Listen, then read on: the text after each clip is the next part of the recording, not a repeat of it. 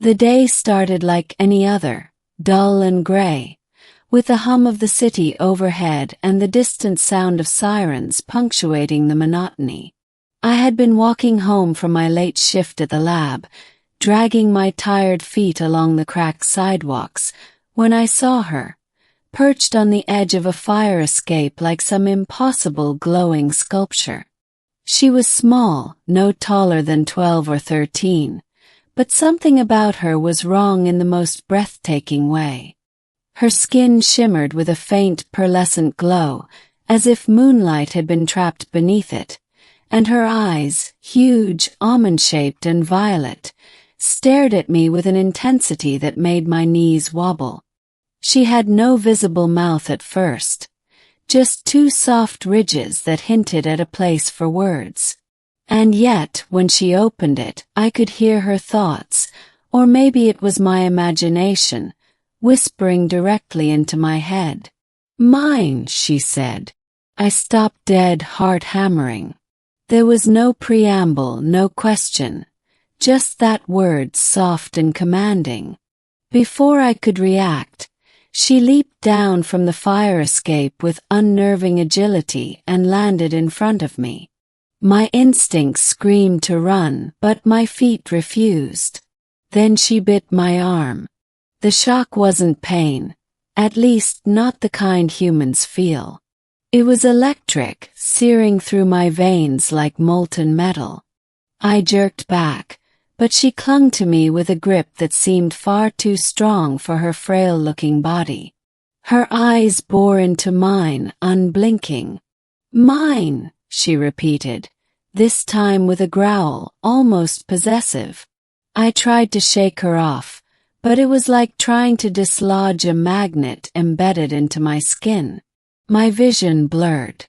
The city around me seemed to pulse, shadows stretching unnaturally long, the streetlights flickering. People passing by froze, their faces pale and horrified, eyes darting toward me as though I had suddenly become a threat.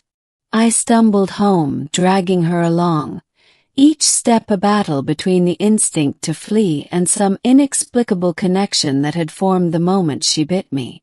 By the time I reached my apartment, the world outside had quieted, almost as if it feared stepping near me. She finally released me, sinking to the floor and curling up like a cat. I looked at my arm. There was no bite mark, no blood, only a faint iridescent shimmer that moved under my skin like liquid silver.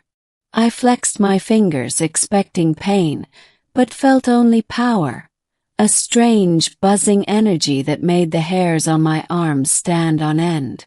I don't understand," I whispered. She tilted her head, violet eyes glimmering. "Mine." The word wasn't a threat this time. It was a claim. And somehow, I knew it wasn't about possession in the way humans understand it. It was deeper, biological, fundamental. Over the next few days, life became surreal. The shimmer beneath my skin spread, tracing veins and arteries, a luminous network pulsing like a living map. Animals reacted to me differently.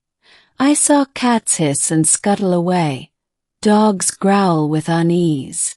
Even the neighbors across the hall crossed the street when they noticed me walking outside. Humans began to fear me, but it wasn't the fear of danger.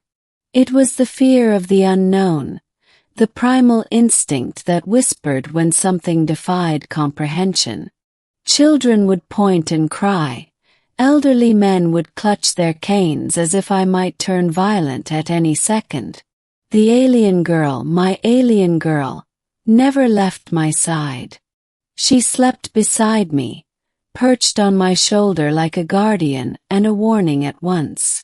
She communicated in a series of clicks, hums, and that one word, "mine," repeating it until it felt like a mantra, embedding itself into the rhythm of my thoughts. I realized she had bonded to me, or perhaps more accurately, she had integrated into me. Every time she touched my skin, I felt her heartbeat in sync with mine, a staccato pulse that filled the empty spaces in my chest. I couldn't explain how, but I felt stronger, faster, and more aware. Sounds were sharper, smells more defined, and even emotions, my own and others, hit me like waves on the shore. Then came the first direct confrontation. I was walking through the city park when a group of men approached, faces twisted with curiosity and fear. "Hey, freak! What did you do to yourself?" one shouted, brandishing a metal pipe. Froze. Something inside me stirred, a low, resonant hum that began in my chest and vibrated outward. The alien girl perched on my shoulder stiffened, fangs glinting as she hissed softly. Before the men could take another step, the air around me seemed to warp. Shadows stretched and shifted, light bending unnaturally. Birds took flight in unison, their cries piercing. I didn't touch them, didn't make a move, but instinctively they fled. Not with anger or pain, but fear. Pure, instinctive terror. They ran like prey sensing a predator they could not see. And then the hum in my chest subsided. The city returned to its mundane grayness, as if nothing had happened, except me.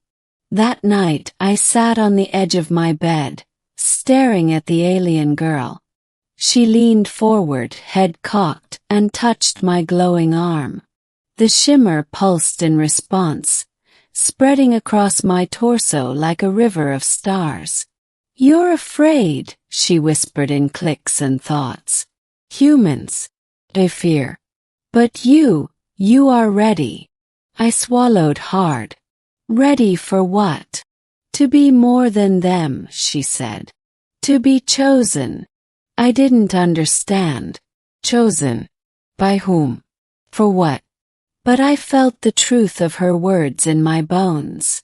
Whatever had happened the moment she bit me, whatever bond had formed, it was changing me.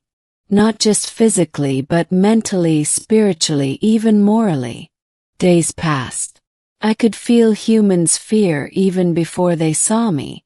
It radiated in waves, subtle yet undeniable. And with each passing hour, the alien girl's whispers grew louder, clearer. "Mine," she reminded me, not possessively, but as a promise. Then came the test. A government convoy arrived one evening, lights sweeping my apartment, drones hovering outside the windows. They had heard reports of strange sightings, a human glowing with alien energy, humans fleeing without cause. They were armed, ready to subdue or eliminate whatever threat had taken root. I felt the alien girl stir within me, her pulse and mine syncing like a single engine.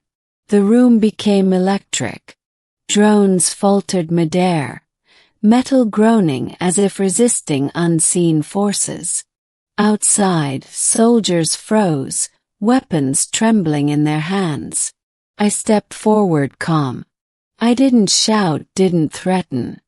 And yet the fear that had been building in them for days, months, perhaps centuries of evolutionary instinct, exploded into a tangible wave.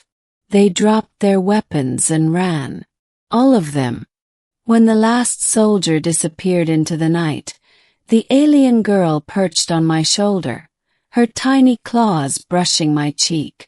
"You are mine," she said softly. "And now they fear you." I looked at my reflection in the darkened window. My skin shimmered like liquid light, eyes reflecting violet glimmers that weren't entirely my own. I was changed. Not human anymore, not entirely. But neither was I alien. I was something new. Something that bridged two worlds. The city would whisper about me for years. Humans would cross the street, avoid parks, and leave lights on at night, fearful of the unknown presence in their midst. And yet, for the first time in my life, I didn't care about their fear. Because I wasn't just surviving anymore. I was alive. More alive than I had ever been. And beside me, the alien girl smiled. "Mine," she said again. And I knew, without doubt, that this was only the beginning.